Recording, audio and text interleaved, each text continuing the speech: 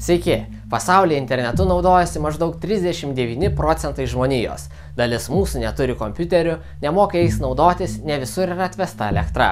Kai kur interneto ryšį gali sau leisti tik turtuoliai. Pavyzdžiui, Kuboje plačiajuosis interneto ryšys kainuoja daugiau nei $1000 per mėnesį. Visą laimę galima pasirinkti bevielį už $36. Kiekvieną dieną spaudžiame arba baksnuojame klaviatūrą www. Ir kartais kuri nors interneto svetainė neatsidaro. Pavyzdžiui, Yahoo, eBay arba Delphi. Susipažinkime su vienu didžiausių iššūkių internete – DOS atakomis. Kai įvedame www.mokslasirba.lt, mūsų kompiuteris siunčia prašymą interneto tiekėjui. Sveikas, atsiųsk man titulinio puslapio failus. Interneto tiekėjas kreipiasi į svetainę talpinantį serverį. Serveris atsako, su malonumu. Nukopijuoja puslapio failus ir juos siunčia mums. Netrukus naršyklė sudėlioja tekstą, paveikslėlius ir mes ekrane pamatome puslapio turinį. O dabar įsivaizduokime, vienu metu į svetainę užeina 10 000 piktavalių valdomų kompiuterių. Vykdoma DOS ataka. Iš viso pasaulio kompiuteriai zombiai siunčia gausybę prašymų. Noriu svetainės failų. Serveris nesuspėja visų aptarnauti. Nesuspėjo. Visi prašo puslapio kopijos, o serverio galimybės ribotos. Susidaro eilė. Mūsų dačys irgi nori užeiti į puslapį, laukia, bet svetainė neužsikrauna. Piktavaliai pasiekia savo tikslą, padaro svetainę nepasiekiamą. Jie kuria protingas laidas, o svetainės apsaugoti nesugeba. Mano kalbintų specialistų teigimu, įmanoma uždengti bet kurį puslapį. Tai gali būti elektroninės parduotuvės, bankai, akcijų birža, naujienų portalai, eismo tvarkaraščių svetainė, viešųjų pirkimų sistema, Seimo puslapis, elektros, vandentiekio, dujų stočių valdymo sistemos. Viskas priklauso, kokie yra serverio pajėgumai, koks kabelio pralaidumas, kiek gigabitų per sekundę gali pratekėti duomenų.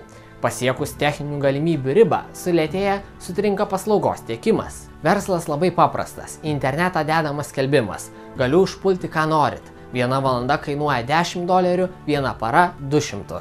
Mano pajėgos yra 20 000 kompiuterių. Kiekvieną dieną pasaulyje vykdoma virš 7 000 DOS atakų, per metus daugiau nei 2,5 milijono. Lietuvoje 2013-aisiais užregistruota daugiau nei 100. Iš visų ES valstybių daugiausia zombių kompiuterių aptinkama Prancūzijoje ir Vokietijoje. Vieni siekia parklupdyti konkurentus, atkeršyti, parodyti, kas čia stipresnis. Kiti turi politinių, ideologinių tikslų. Jei anksčiau būdavo daužomi langai, padegami automobiliai, griebiamasi smurto, tai dabar šie veiksmai persikelia į skaitmeninį pasaulį. Logiškai mąstant, mūsų kompiuteriai turėtų būti saugus. Kaip gerai! Gamintojai stengiasi sukurti tokius produktus, kurie būtų kuo saugesni ir atsparesni įsilaužimams. Kompanijose dirba geriausi pasaulio programuotojai. Tačiau nusikaltėlių verslas taip pat labai pelningas. O ne. Jie ieško pažeidžiamumų ir juos išnaudoja. Mūsų įrenginiai užvaldomi per programų saugumo spragas. Įsivaizduokime, didžiulė IT įmonėje dirbanti Marytė rašo naujos operacinės sistemos programą. Tačiau ji galvoja ir apie savo vaiką, kuris apsirgo ir guli namie vienas. Arba kur šiandien ryte pabėgo jo šuo. Maža to, spaudžia vadovas, greičiau. Keli šimtai milijonų žmonių laimingai įsigyja naująjį produktą, o netrukus pastebėtos kodo klaidos atveria galimybę dalį šių įrenginių užvaldyti. Sakykime, programišiai greitai užkrečia ir užvaldo 500 000 įrenginių. Po savaitės gamintojas ištaiso klaidas ir išleidžia atnaujinimą. Dalis žmonių jį parsisiunčia. Kaip tai paveikia piktavalių botnetą? Piktavaliai pamato, kad jie jau nebevaldo tų kompiuterių. Iš 500 000 zombių lieka 200 000. Programišiai kuria naujus virusus, vėl plečia savo armiją. Rimtai dirba ir antivirusinių programų kūrėjai. Tokia yra amžina gėrio ir blogio kova. Abi pusės stengiasi, nes taip uždirba pinigus.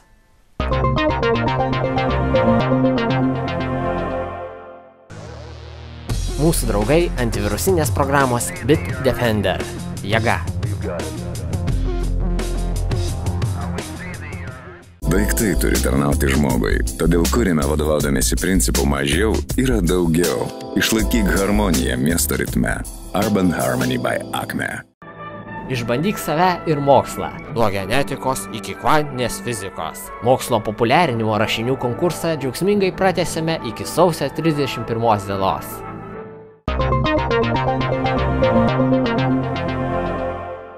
Užvaldyti mūsų kompiuteriai laiks nuo laiko prisijungia prie slapto valdymo centro ir iš jo gauna komandas. Pavyzdžiui, šiandien 12 val. Lietuvos laiku puolam interneto svetainę X.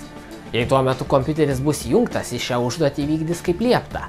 Darbalaukė mes nieko nepastebėsime, tačiau kompiuteris, kaip pasiutęs, daug kartų bandys apsilankyti puolamoje svetainėje. Paklausiau mūsų specialistų, kaip šią vasarą buvo ginamas Delfi, didysis mūsų Lietuvos naujienų portalas. Kaip žinome, iš pradžių buvo atakuojama pati svetainė. Atakoje daugiausia dalyvavo kompiuteriai iš Rusijos, Baltarusijos ir Ukrainos. Dėl milžiniško zombių lankytojų kiekio sutriko serverio darbas ir kelioms valandoms Delfi dėja užsilenkė. Nedelsiant buvo priimtas sprendimas apriboti tarptautinio interneto srautą. Taip pat vyrai įdiegė užklausas filtruojančią įrangą. Jos darbas iš visų lankytojų atskirti DOS atakos srautą ir jį užblokuoti. Portalo darbas buvo sėkmingai atkurtas. Susierzinę programišiai pakeitė taktiką ir ėmė atakuoti Delfi talpinimo paslaugas teikiančią įmonę Hostex. Jei Delfi buvo puolamas 1,5 gigabitų per sekundę srautu, tai Hostex gavo 4 kartus daugiau – 6 gigabitus. Hostex savininkė Teo įjungė savo ugniasienę. Vienu metu buvo gaunama net apie 50 milijonų užklausų.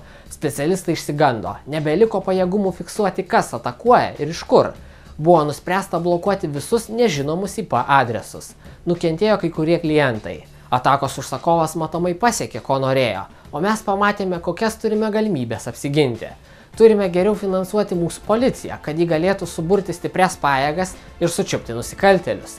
Jei kreipsimės į ES kibernetinę policiją, jie pasakys, kad turime kreiptis į savo vietinės tarnybas. Įsivaizduokime, mes turime elektroninę parduotuvę ir pardavinėjame šokoladą.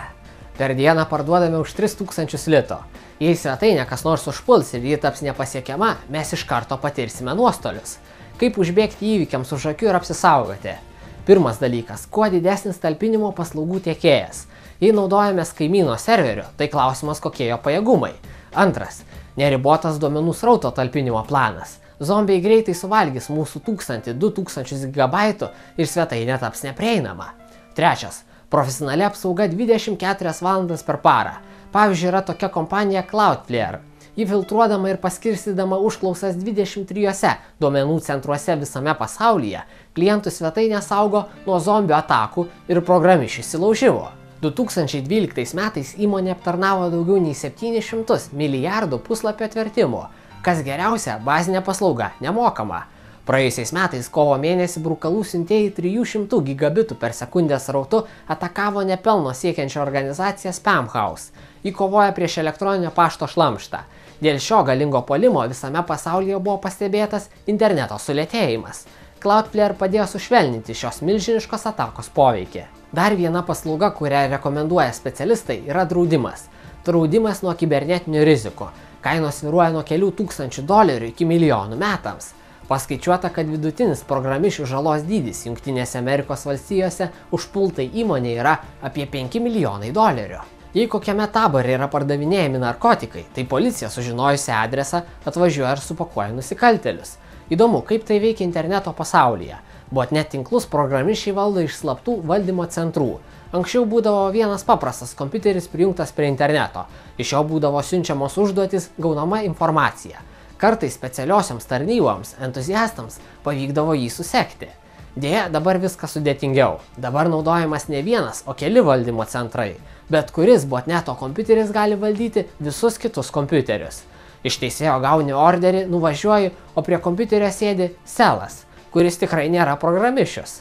Jie pasislėpia taip giliai, kad atsekti tikrąjį IP adresą yra labai sudėtinga ir brangu. Tarpiniai serveriai, Tor tinklas, bevielis viešas internetas. Ne pyragai. Kaip sugauti hakerius, kai jie tai pasislėpia? Dar kartą paklausiau specialistų. Sudėtinga, trūksta pajėgų. Taip pat programišiai gyvena įvairiose šalise. Jie tarptautiniai nusikaltėliai. Mūsų pareigūnai kreipiasi pagalbos į kitas valstybės. Tyrimai kartais trunka metus. Didžioji dalis piktavalių dirba dėl labai gero atlyginimo. Jei nebūtų tiek pinigų, jie tikrai nerizikuotų. O kokios mūsų vyraujančios vertybės? Pirmiau asmeninė gerovė, turtai, pasirodymas prieš kitus ar visų gerovė, skruzdėlyno gerovė? Geras klausimas. Užsiprenumeruokite Mokslo sriubą YouTube, sekite Facebook'e. Susitiksim už 2 savaičių šeštadienį. Iki.